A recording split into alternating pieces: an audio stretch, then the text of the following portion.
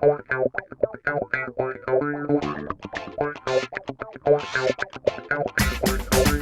to Offscript, where we expose the cultural pressures that quietly squeeze us into the mold of this age by applying ancient biblical insights to present-day issues. Hey everybody, thanks for tuning in. This week we have a power-packed episode for you about work. We're continuing in our discussion from last week and talking about honorable work, the millennial work ethic, the Protestant work ethic, unemployment, and quite a few other important issues related to work and identity. If you enjoy what you're listening here, please subscribe to our podcast, and this way you'll get the next episode automatically each week to your smartphone or tablet, and this way you can stay up to date on future conversations related to practical Christian thinking. Here now is our discussion about work. Hello and welcome to Offscript. I'm Sean here with Rose and Dan, and we are here today talking about work again. This is part 2, and last time we talked about the Christian work ethic, and today we are going to talk about honorable work and some of what the Bible says about that and how we can live that out in our own workplaces today.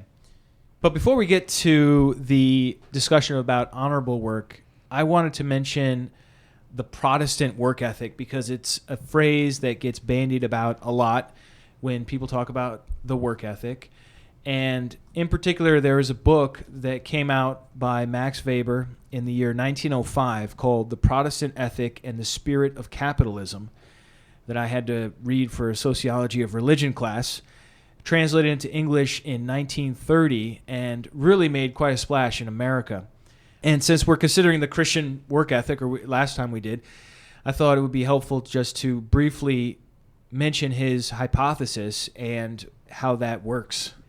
Essentially, what Weber did is he looked at how the Reformation in particular affected how people thought about work. And in a medieval society, people tended to think about work in terms of staying in your place and doing what was handed down to you. And in a highly stratified society like that, everyone knows their place and they know roughly what they're supposed to do. And there isn't this incredible drive that we see later on towards capitalism where you're always trying to produce more with less resources and be more efficient and that sort of thing. One of his points is that Martin Luther came out with a doctrine called the priesthood of all believers. And the idea was that it's not just the priests that, and this would be the Catholic priests, that are responsible for honoring God with what they do, but it's everybody. We're all priests. And he started talking about work in terms of vocation or a calling, and that your job is more than just the thing you have to do on a day in, day out basis, but it's something that God calls you to. And therefore, you should work hard in what God's called you to do. And then later on, John Calvin came out with his doctrine of sovereignty. And the idea there is that God elects people ahead of time to be saved and others to be damned, and that those who are saved will remain saved no matter what. The idea of eternal security, which I don't think is correct at all, by the way, but anyhow, that's what a lot of people thought at that time and still to this day. And one of the things about Calvin's system is that you could never be sure if you were one of the elect. There was no way to know for sure. So people reasoned, well, if I was one of the chosen, then it makes sense that I would work hard. And that wouldn't guarantee that I'm one of the chosen, but it would make sense if I am. And somehow that ended up getting worked backwards where people are working really hard to sort of like shore up their assurance of salvation. And essentially this produced this incredible revolution in work that happened to coincide with capitalism and that really drove the economy. And many people today would say that Max Weber's hypothesis is totally off. But at the same time, what we discussed last week was the Christian work ethic, and essentially our conclusion was because we're Christians, we should work hard, and we should be honest, and we should be more or less model employees. And so in a sense, I think there is a connection there between the Bible and working hard. I don't know the ins and outs of his hypothesis, but I thought I'd just throw this out here and see what you guys thought about it. Do you in any way associate working hard with assurance of salvation? No. We're called to work hard, keeping in mind that while you're at work, you're an ambassador for Christ. Your conduct should reflect that reality. For me, I do think about James too, and the importance of having fruit that springs from your faith, and that in James too is largely caring for people and loving people who need it. All of the good things you do, whether it's in your 9 to 5 or if it's showing love to people who need it, I think all this will come about as a result of salvation. But I do think you need to examine your heart. If you've in any way reversed it by trying to bring about faith by your works, I think you need to be cognizant of that and move away from it. I think the foundation has to be believing that your salvation is secure and not that it could be so easily shaken by you not working enough. Your works beyond that are an act of worship. I think that's where you need to put your focus and not in proving that your salvation is authentic. I think you need to believe that in your heart, and essentially after that point, stop thinking about yourself so much in your works, and instead, both in your 9 to 5 and in loving people outside, it needs to be an act of worship towards God and then an act of genuine love for your fellow man. I totally agree. I think it's putting the cart before the horse. You should not look at your work and how hard you work as a barometer of how saved you are. But I think they are connected, and I think one does flow out of the other. And that's not to say that saved people are hardworking and unbelievers aren't. Because I think many of us know non-Christians that are really hardworking people. So it's not like you can reason it in that direction either. But let's move on to today's subject about honorable work. Why don't you tell your story, Rose? Okay. I graduated in 2010, graduated college. It was post-recession. It was a recovering market, and it was a very unsteady time for jobs. And I graduated with a 4.0, and all my professors loved me and, thought I was so promising and would get a job right away. And I had a sinking feeling deep in my gut that I was going to go out there and sink. I don't know what my parents thought, and they were not in any way spoiling me through all of this, but I did move back home for 2 years. And in many ways, I felt like I was returning to my childhood, and I had moments of thinking like a failure. And I had no idea how long it would last, too. Every interview that I went into and every application I sent out, I thought, this is the end.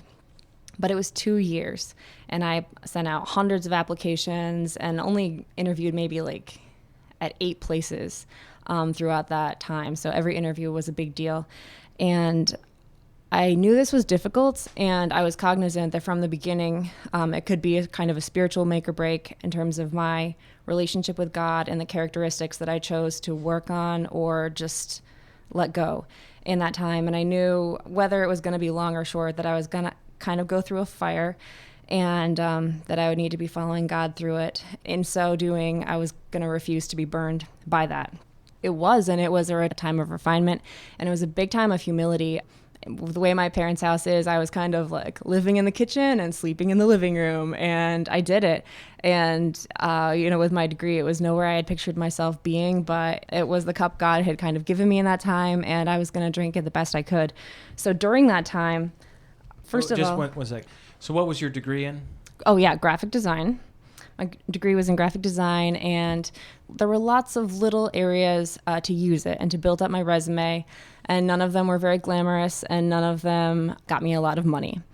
But I said yes to everything. During this time, my biggest project was typesetting a 500-page textbook on Bible translation for missionaries by a guy who had been to Papua New Guinea and had developed his alphabet, done all of that. So it was a huge opportunity for ministry and to use my skills in a way in which I never thought I would.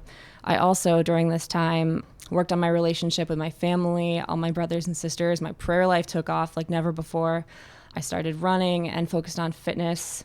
I worked on musicianship, but also I went back to my summer job during college, and worked with a lot of people who planned to never even go to college. And it was an opportunity to see myself as a peer.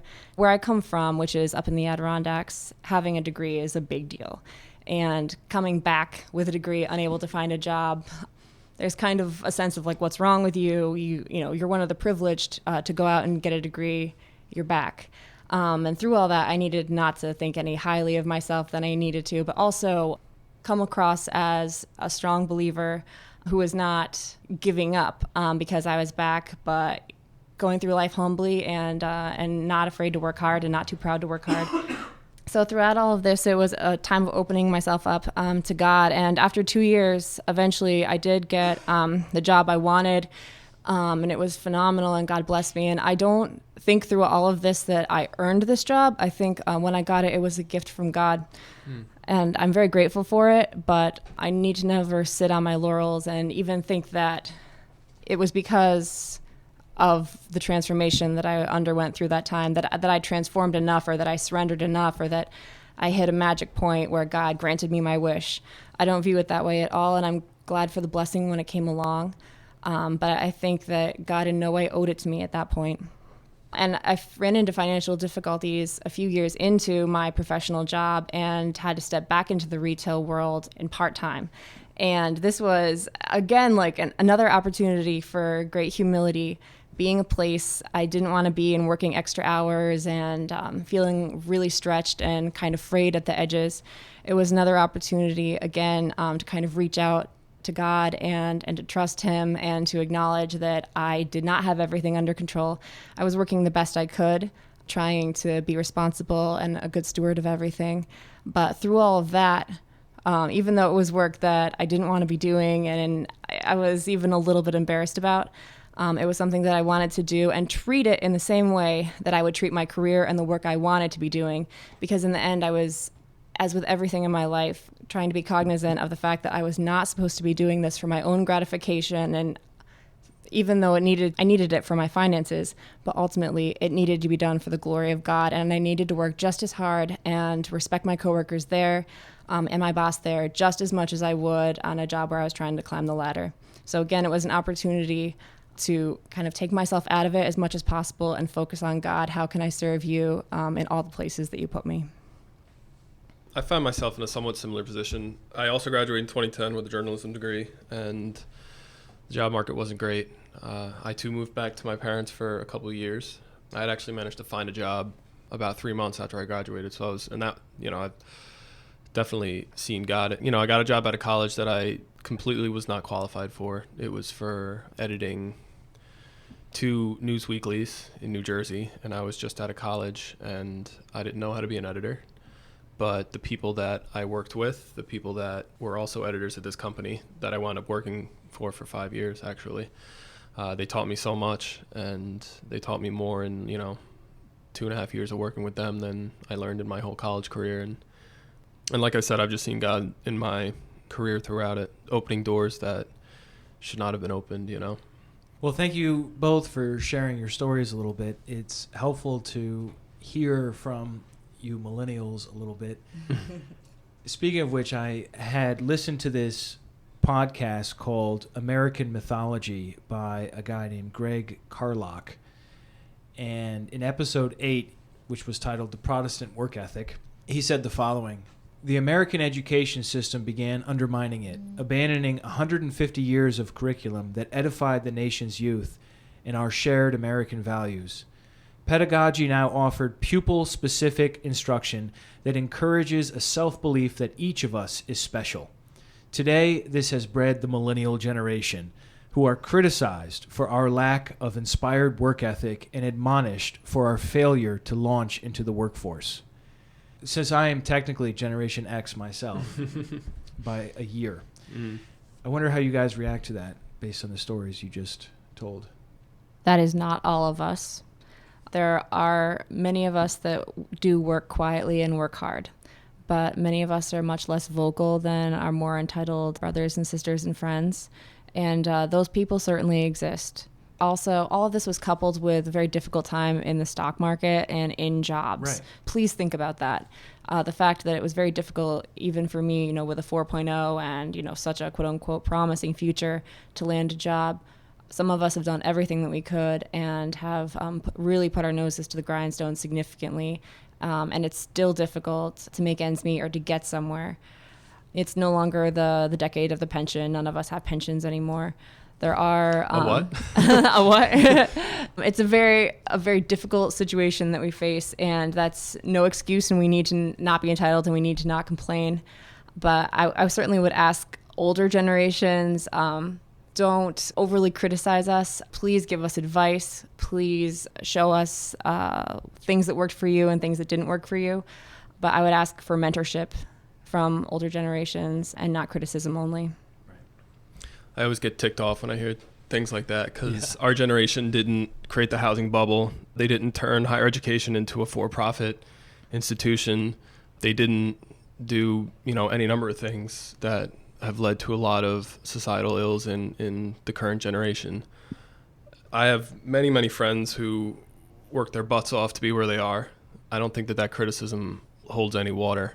I also think it's kind of a cop-out. I think people don't like change, and when they see the world around them becoming unfamiliar, the easiest scapegoat is, that old phrase, kids these days. I think it's probably that way in every generation. Right. I'm sure I'll be saying the same thing when I'm, you're totally going to be when that I'm working old at guy Walmart when I'm 70. Yeah, you're going to be there at 70 and you're like, these whippersnappers, Yeah. all they do is sit in the basement and play those virtual reality games and their cybernetic implants. We didn't have that. All we had was Facebook. Yeah. We had to actually use our thumbs on those controllers. Oh, that's so funny. Anyhow, that's an important part of the picture as far as honorable work goes, that there is a perception out there, and that perception is probably more colored by these sorts of systemic issues you mentioned, Dan, rather than just like a lost generation of slackers. I mean, yes, there are slackers among the millennials. There are slackers among the Gen Xers, and there are slacker baby boomers. Yeah. Oh, I just said that. Yes, I did. That's the way every generation is, because generations are full of people, and we're not really here to criticize one generation over another. I figured I'd at least poke that bee's nest and see how you reacted a little bit and get your insight on that perception. Well, let's turn it now to discuss what sorts of jobs are appropriate for Christians. And I've outlined 3 main points on this, and I want to get your thoughts as well, Rose and Dan. One is, does it require you to sin? And the second one is, are you contributing to a cause that causes harm? And 3, is it honest work? And so my example for the first one, does it require you to sin? Look, if you're a cameraman for a pornography company, it might be a lot of honest labor, but at the same time, you're in the process of lusting, and that would be sinful. Or on point number 2, are you contributing to something that causes harm? Look, if you're selling subprime mortgages and it's to people that are not able to pay them off, then that is exactly what caused the housing bubble. And in one sense, you'd be like, oh, well, I'm just doing my job. Yeah, but your job has consequences, and that's part of the picture. You can't divorce the effects of your job from your physically performing them. You don't work in a vacuum. And I think this age we're in now is more and more aware of how the individual affects the group or the individual company affects the society.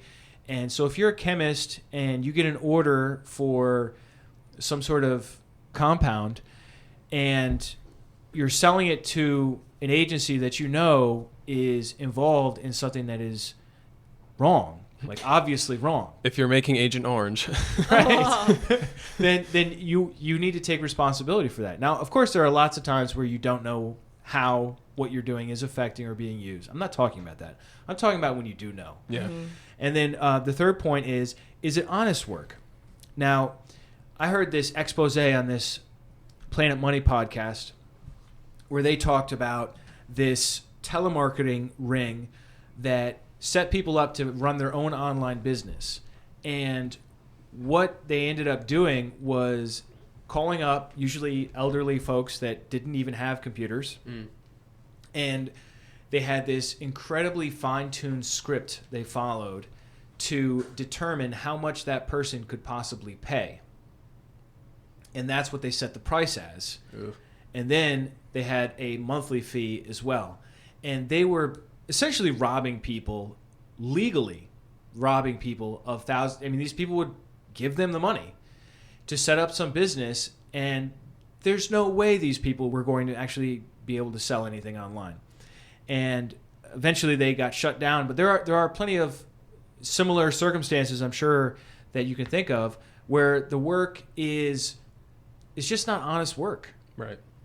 Anytime you have to think to yourself and rationalize about what you're doing and kind of convince yourself that it's not wrong, chances are that you need to take a good look at it and really see and really listen to what you think in your heart of hearts about what you're doing. Because if you're even having that conversation with yourself, that means that you needed to have that conversation with yourself. Why did you need to have it? Why did you need to convince yourself that, oh, it's just setting up a business, I'm not technically sinning? You think about work and how we should view it as an offering to God and something that we give to him as love. There's some sort of offerings he doesn't want. You read it in the book of Malachi. God says, I don't want it. Give it to your governor and see if he wants your inferior sacrifice. If you can't offer it to God, you need to think twice about being involved in that at all. That's a great point. I think ideally you want to have the sort of work that coheres with a Christian way of life as much as possible, so that a work that in some way is good for the world. Sometimes that's not available. Sometimes it's just a neutral kind of situation. But I think there is a stereotype about honorable work, and then there's the Christian view. And I think they're not the same. For example, the honorable professions typically touted are doctors, engineers, lawyers, Graphic designers. Oh, yeah, totally. Architects, and these sorts of people, technologists, entrepreneurs, the Zuckerbergs, the Jobses, the Gates. More and more these days, people are coming to laud the philanthropreneurs, people that are entrepreneurs, but they're starting companies with the specific goal of making the world a better place or alleviating suffering. You think of, like, for example, Tom Shoes, who this company gives a pair of shoes to someone in need for every pair of shoes that they sell.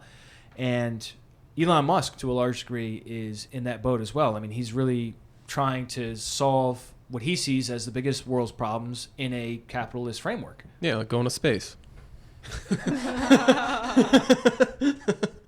That's one of his many ventures.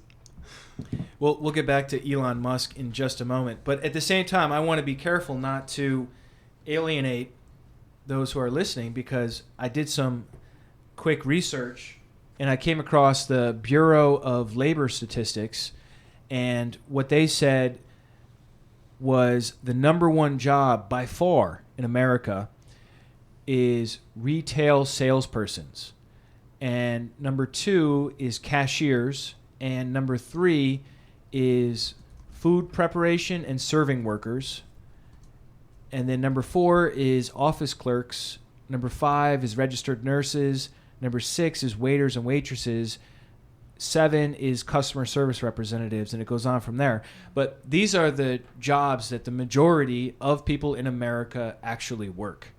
And I feel like from a typical perspective, people are going to be very impressed with the technologist or the lawyer.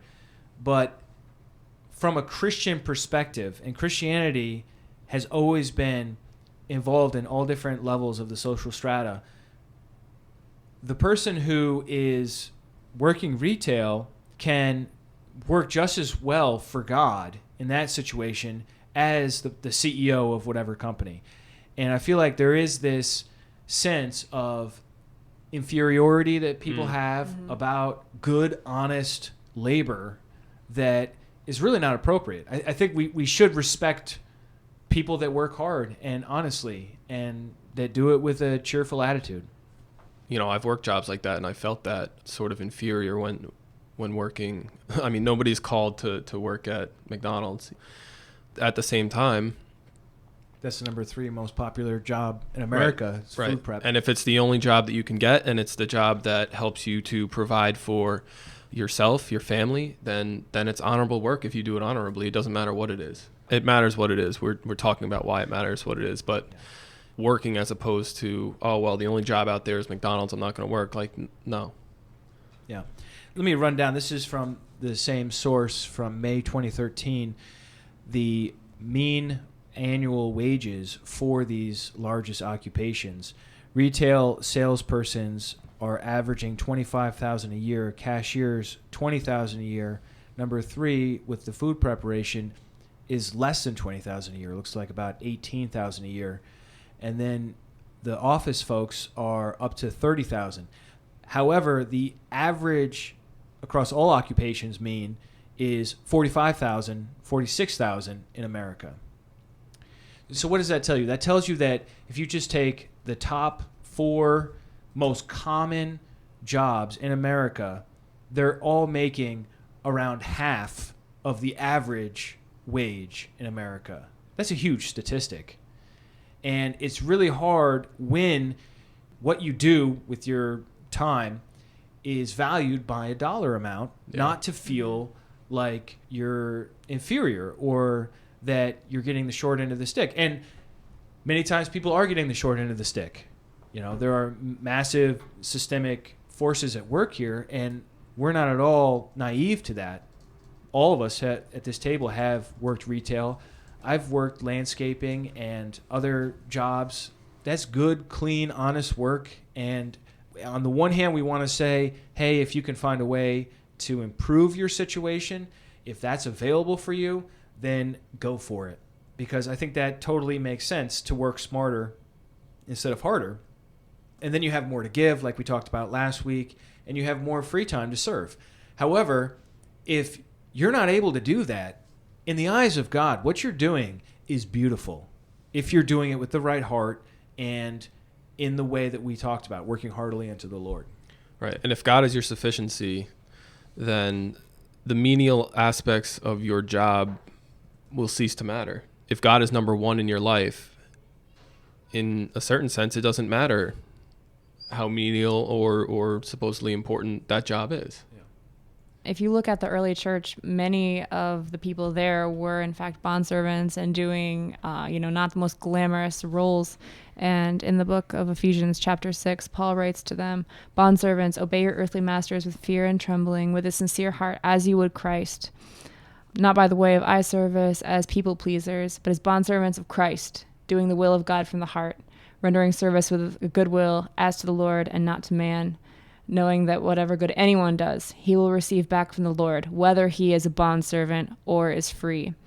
Paul looked at that and the obligation that they had to honorable work, even as bondservants, just is important to put out a good quality of your work. No matter what level of society you are at, you do it as to the Lord. And you do it to the Lord with goodwill and not to man, whether bondservant or free.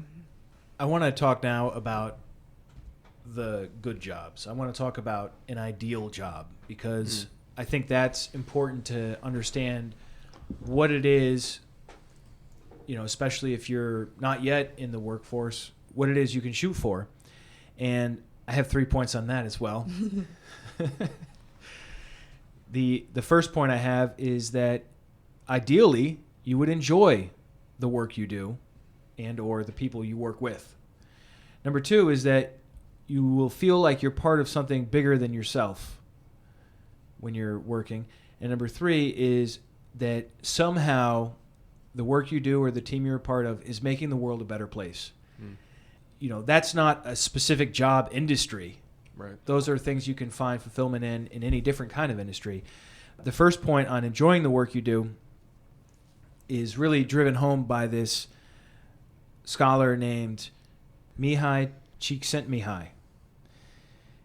He wrote a book, did research and wrote a book on what he calls flow, which is where you get in a state of consciousness where your concentration is so intense that you can't pay attention to irrelevant issues or worry about other problems. And you lose track of time to such a degree that maybe you even miss meals. And that for you is the pinnacle of enjoyment in the workplace, when you're able to plug in so much that everything just stops for you. I think there's a shift to this kind of thinking. There's a new book out by, I don't know if it's new, this guy named Cal Newport. It's called Deep Work, Rules for Focused Success in a Distracted World, which sounds very sort of like self-helpy, but the gist of the book looks at deep work versus shallow work. So example of shallow work would be, clearing out email, optimizing your social media feeds for the most clicks, all those little busy tasks that you do throughout your workday, but that at the end of your workday, you don't feel like you got anything done. I mean, I know I feel like that.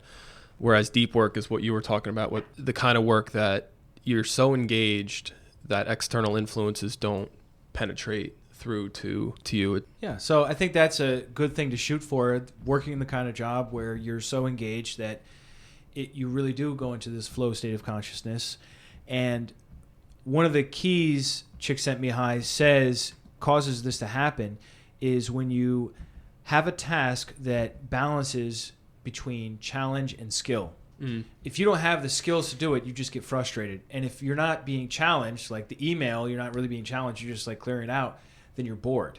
And only when the challenge level is high and the skill required for it is high do you get into the state of flow. And then once you're in it, you have to continually increase your challenge as your skill increases and grows. Yeah. And it's a positive feedback loop for better and better work. I think the formula for me is a little bit more challenge than I have skill. That's when it really gets me in, because I am driven to solve problems. If it's just a humdrum run-of-the-mill project, I probably won't get quite so flowy. But if it's a little bit beyond me, and if there's an achievable amount that I can learn through doing it, I'm totally locked in. And if you sneak up behind me, you will scare me. That's number one for an ideal job. Number two is you want to feel like you're part of something bigger than yourself. You want to feel like you have a purpose, that you're contributing to a team. You're not just in a cubicle writing TPS reports all day. That'd be great. You want to feel like you're contributing to what's happening around you and that you're working together with others. And then number three, once again, is that your work is somehow helping the world. And you get that a lot in the medical industry. Let's say you're working on a cancer drug. That drug could literally save people's lives. Or let's say you're a nurse and you're delivering babies all day, especially when the doctor doesn't show up on time, which happens, believe me. That's work that's making the world a better place. Or look, if you're in sanitation, right, you are making the world a better place. Right. And so I don't mean to just like isolate certain jobs or anything like that. Well, yeah, I mean, you can talk about that in a broad spectrum of jobs. Obviously, being a doctor or a scientist that comes up with some cancer cure is going to have more impact. But that's a very, very tiny segment of the population that is in a position to do that kind of thing. But yeah, like you said, Sean, being garbage and being good to people, if you're in a retail setting, as the Bible says, to like turn the other cheek, or any number of things that you find in Proverbs, or in Jesus' teaching about how you're supposed to not repay evil for evil. If you're in a retail job, you can certainly practice that, and that is making the world a better place. Do you have something? I was on the phone with the best technical support guy today. He was so good, and he started out by saying, I was not able to resolve the issue. And then he went back and told me the story of why he was not able to and how hard he worked to. And he had been keeping me updated the whole time, so I kind of already knew the story. And I could tell he kind of expected me to be mad afterwards. And I said, thank you so much for all the work that you went to. I know you were working hard from all the updates I got in the meantime. I appreciate that so much. And I know it's not your fault. And then I gave him, all 10s on the survey I got afterwards. But I wanted to reach out to him at that point, and even though the outcome was not what I wanted, the way he handled the issue was everything I could have asked for. What do you think about salespeople? Sometimes they are the ones that get maligned for having ulterior motives. Is sales an honest profession or an honorable profession for a Christian? What do you think? I think if you believe in the product you're selling and you present it in a ethical and truthful way as opposed to a sort of manipulative or disingenuous way, then yeah. There's also some bosses you cannot work for, because even if you would do an honest job, there are some bosses that are going to demand you to go, air quotes here, but above and beyond and push it in a more aggressive and dishonest way. So sales, absolutely, you could honor God in sales, but you do have to understand that there will be some places in some situations where you cannot do what they're asking you and serve God. Yeah. Right. Like you said in this internet business scam, that they had a script. And a lot of sales mechanisms have scripts, and they're designed in a lot of ways to exploit, I think they call it in that jargon or that parlance is pain points. They'll talk with you, learn a little bit about you, and then they'll sort of assess where you feel inferior or where they feel based on their little diagnostic test that they run you through, they can sort of get an edge on you. And then they'll use that to sell you whatever product they're selling. So that sounds like manipulation. Yes, and then when you go there, they're scripted to identify these perceived weaknesses and sort of exploit them. And that, I think, is when you start to get into a murky area. If you're a Christian, am I supposed to be playing people like this in order to sell what I'm supposed to be selling? And then at the same time, Rose, like you mentioned, you have your boss who's concerned about the metrics and the sales numbers every month. How do you maximize those? And I'm sure it can be tricky. I worked a couple of different retail jobs. One where I was mostly just a cashier, and another where I was definitely a commission sales person. And the problem that I kept finding for myself was that I would objectify people. I would look at them as dollar signs and not as people. And I think if you do that, then that's something you can definitely correct and still work that job. But at the same time, it's a danger of that job, and so many people are in the business of retail and commission sales and things like that, that I think it's important to say that you want to recognize the value of each and the dignity of each human that walks in the door, whether they're a high roller or not. And I think it's smart to read people and ask questions that are relevant, but we shouldn't manipulate people. So I think there's a balance there to figure this out. And if you don't believe in your product, you really shouldn't be selling it anyhow. Yeah. And if you know there's something wrong with your product, then you're in a dishonest situation where you're saying something is good and that they should buy it, and you don't believe in it yourself. So I think there is definitely an interesting case to make for sales from a Christian perspective. And there are lots of salesmen and women that do it right. But at this time, I thought maybe we could talk a little bit about unemployment just as we wind things down here. Do you think it's ethical for Christians, is it honorable for Christians to take unemployment? I think that unemployment is a tool that people can use correctly to get out of a situation that they're in, and it can be used in an honorable way. We live in a country that happens to have unemployment, and it goes back to, that verse that talks about how God knows the heart. If you're using unemployment because you don't want to work, and you'll get by on your, $200 a week or whatever it is, that's a problem. That's not right. And a lot of people do that.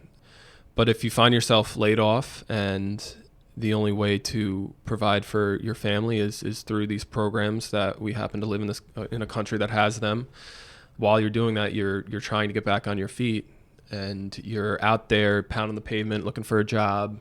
Rose, like you said, bettering yourself through fitness, whatever it is, learning different things, then yeah, it can be a blessing that you can take advantage of because you happen, to live in this country and other countries that have these kind of social programs. On the other side of that coin, it is very much abused, I think. You hear stories about people having kids because they want to get that extra money that kid would affords them through these programs. There's a lot of abuse of it, but it goes back to your heart, where you are in your own heart, if you're trying to get it off of it and get a full-time job, etc. I think from a Christian perspective, we have this verse in our heads: if you don't work, you shouldn't eat. At least I know I do. And I can imagine a situation where I'm in unemployment and I'm getting the check from the government for that and feeling guilty because I'm not working, but I am getting paid. What you said before, I think, is a good Christian perspective on it, where if you don't have a job, your job is to go get a job. The idea of doing what's necessary to send out hundreds of applications and do what is needful and keep yourself busy. But at the same time, there is a line where if you stay on unemployment beyond when you actually can get a job, or if you turn away jobs because you're now dependent or fearful that you'll lose benefits, then you can get stuck in a really unhealthy cycle and end up in depression, and then you really don't feel good about yourself, because we're made to work, and work is a gift from God, and work is a blessing. I'm totally with you. I think it is an awesome safety net that we should be very thankful for. But at the same time, you don't want to get comfortable resting in the net so that you're not climbing the ladder anymore. I know that in some cases people are on unemployment and then they get a job off the books. So they're getting this government check and they're also getting that cash payment, day labor type job. And that is also completely wrong, because for every dollar, and every dollar that you're taking out of that check is a dollar that somebody who might actually need it and can't work, from a disability or being laid off, or whatever, that's not getting it. Right. Yeah, that's an excellent point. I think being on unemployment maybe is kind of like sleeping on your parents' couch. Every now and then you might need to crash there, but you really want to get off it as soon as you can. And I do think the value of work has to be paramount through all of this. You want to provide for yourself primarily. Otherwise, the system would be totally broken, like if everyone did it. And we do have enough people doing that we are damaging the system. You need to seek to provide for yourself and for other people first of all, and it should be viewed as a temporary blessing, not a permanent solution. Cool. And I think in the end as well, your identity, and this is important to keep straight, your identity is not your job. It's not what you do for money. I know that, and I do this myself, when I meet somebody, I'll say, well, what do you do? And that sort of is a question that substitutes for finding out someone's name, because you're like pegging their identity based on their work, not based on their name or what they're passionate about or what sort of a character they have. You're pegging them based on a job. And I'm not saying you can't ask people that question. My point is simply that no matter what kind of work or unemployment situation you're in, your identity is not your job. Your job might be what you do, and it might be great, and it might really stink, but it's still not your identity. In the end, your identity is you're a Christ follower, you're a child of God, and that's a stable identity that doesn't change through the ups and through the downs, through the college years where you're poor, or through the time when you're at the very bottom rung of the ladder and everyone else gets to take vacation and you don't, and everyone else gets all the perks and you don't. Regardless, or if you're at the top of the ladder and you're the CEO or you're the big shot, whatever your situation is, you're a Christ follower, you're a child of God. That's who you really are in that situation. And that's how we want to be. Going back to what you ended on last week, Dan, we want to be consistent regardless of what situation we find ourselves in. God calls us to have God in Christ at the center of our lives, and all of our actions flow from that truth and dictate how we live our lives. So you can't compartmentalize your life into social, Christian, career. It's all one. Tying into what you were saying, Sean, something that I do try to remember: what I do is not who I am. It's really what Christ has done for me, and now my life that I live for him, that is who I am. what I do at work needs to fall under the umbrella of that. And you might be doing different things with your hands, but it's basically inconsequential. The fact that you do it with all your might and offer it up as a sacrifice to Christ, that is the pivotal point. Yeah. Well, that's all we have time for today. Thanks for listening, guys. And as always, please visit restitutio.org and leave us some feedback, what you think. Thank you, guys. As always, feel free to join the conversation. We love you. God bless. Hasta luego. This week we got another review in the iTunes store by author Sand Scribbler, who gave us a 5-star rating. Thank you so much. Titled Stimulating, Inspiring, and Sometimes Convicting. It goes on, I really like the Historical Jesus series. I also look forward to each new episode of the continuing Off-Script series. This podcast has earned a place on my must-listen-to list. Well, thanks so much, Sand Scribbler. We appreciate you taking the time to give us a review. I know it's a bit of a hassle, but it really does help out. Also, Leah Franzik dropped a very insightful comment on the Off-Script episode about relativism that I'd like to read out. She writes, relativism is veiling a deeper dilemma in our culture. I stand today knowing without my biblical upbringing and the need to seek the Bible more independently, I too would easily slip into the idea that nothing is absolute. Trust came up a couple of times in this podcast, which caught my attention. I steadfastly trust in the Lord, even when I feel myself wavering away because I am a human comprised by emotions. I am drawn back to the anchor of hope, and trust like a metal anchor holds a ship from floating off into the darkness of the sea.